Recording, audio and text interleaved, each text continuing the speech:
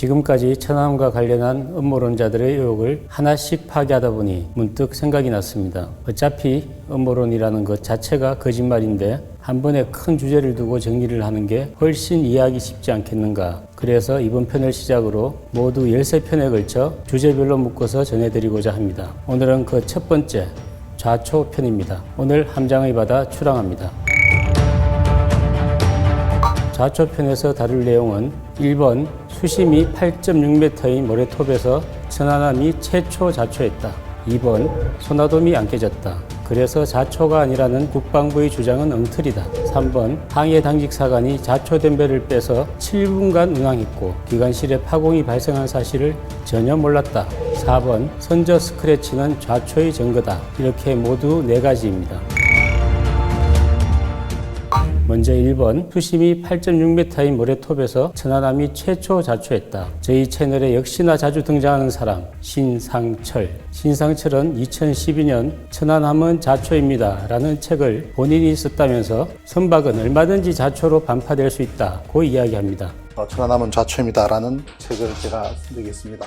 선박은 좌초로 얼마든지 반파될 수가 있습니다. 그러면서 천안함은 좌초로 반파된 것이 아니고 좌초 후 충돌로 반파됐다. 이렇게 덧붙입니다. 천안함은 좌초 후 충돌로 반파가 됐습니다. C 지점에서 딱 최고 수심은 11m고 최저 수심은 6m인 곳에 흘수 3m인 천안함이 프로펠러는 1m 아래로 돌출되어 있고 트림으로 또 앞부분보다 뒷부분이 더 1m 내려가 있는데 파고 2 내지 3m에서 오르락 내리락 하면서 가다가 프로펠러부터 걸리기 시작해서 딱 저기서 좌초했다는 천수 효과까지 감안을 했을 때 최고 수심 11m, 최저 수심 6m 지점의 C 지점은 좌초를 하고도 충분히 남는다.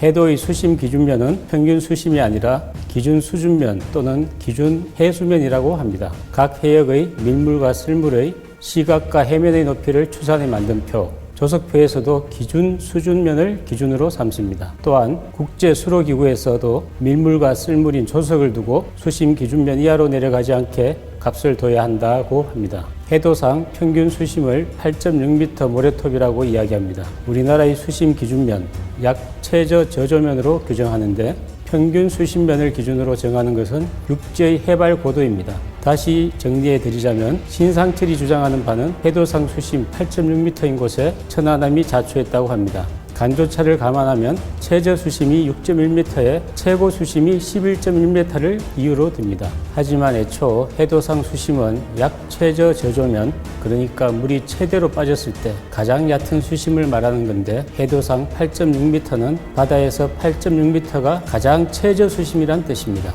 제가 직접 경험한 내용을 토대로 말씀드리면 부두에 정박할 때 물이 많이 빠지면 최대 6m에서 8m인 경우도 있습니다. 역으로 생각해보면 8.6m에서 좌초될 정도면 부두에 정박할 때마다 좌초되어야 하는 겁니다. 2번 소나돔이 깨지지 않았기에 좌초가 아니라는 국방부의 주장은 엉터리다 입니다. 국방부가 좌초가 아니다 라고 이야기하면서 천안함이 한미 트림 상태에서 소나돔이 아닌 한미 스크류가 먼저 해저에 닿았고 그 후 배가 앞으로 기울면서 소나돔이 부드러운 모래톱에 파묻혔고 그래서 부서지지 않았다고 밝혔습니다. 우선 신상철이 주장하는 부분을 되짚어 보겠습니다. 소나돔이 부드러운 모래톱에 파고 들어가서 부서지지 않았다고 주장하지만 동시에 모래톱에 천안함이 비벼지면서 충격에 의한 구멍이 발생했다고 주장합니다. 사실 이는 앞뒤가 맞지 않죠. 이 뭔 개소리야! 다시 정리해드리자면 신상철은 천안함의 선체가 강철이고 일부가 알루미늄 합금이란 사실을 모르는 것 같습니다. 게다가 유리섬유 강화 플라스틱인 FRP로 만든 소나돔이 강한지 강철로 만든 천안함 선체가 더 강한지도 구분을 짓지 못하는 것 같습니다. 신상철이 저희를 이기기 위해서는 둘 중 하나를 선택해야 할 것 같습니다. 소나돔 이야기를 하기 전에 신상철 스스로가 강철로 만들어진 천안함이 모래톱에 선체가 파손된다, 안 된다 선택해서 다시 오시죠.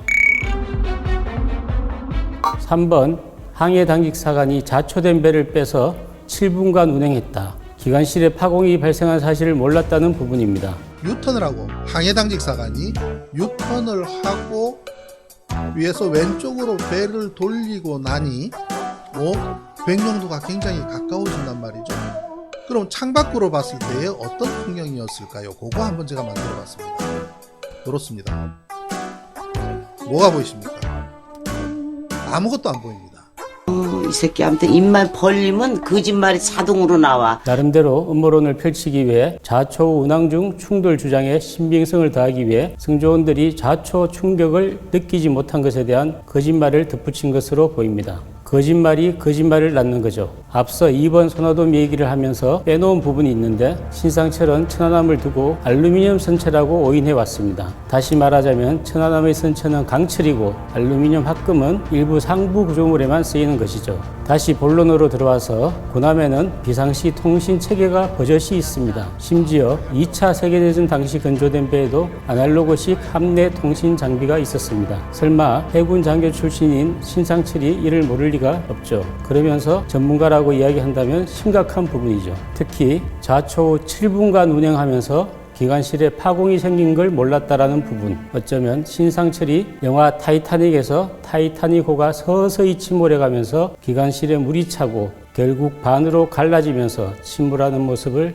나름 오마주한 것으로 보입니다. 사진 잠시 같이 보시겠습니다. 여러 사진들이 있습니다. 2007년 독일 기뢰전함이 자초된 모습, 2009년 하와이 인근에서 순양함이 암초에 자초된 모습, 2012년 중국 호위함이 필리핀 건해에서 자초된 모습. 공통점이 있죠? 다들 멀쩡합니다. 자초만으로 순식간에 두둥강이 날 수도 있겠죠. 악천후로 선박이 크고 아름다운 바위에 강하게 처박히면 어쩌면 가능할 겁니다. 마지막 4번. 선저 스크래치는 자초의 증거다입니다. 전중선 인양업체 대표가 이야기했죠. 저거는 절대 포마진 배가 아니다. 이거 스크래치가 있는 게 선명하게 다 봤어요. 절대 포맞은 배가 아니다. 스크래치가 있는 것을 선명하게 봤다. 좌초와 충돌의 증거인 스크래치가 천안함에 있었지만 정부와 국방부가 증거 인멸을 했다는 음모론을 유포합니다. 이 부분은 평택 이함대에 있는 천안함의 모습 보여드리면서 정리하겠습니다.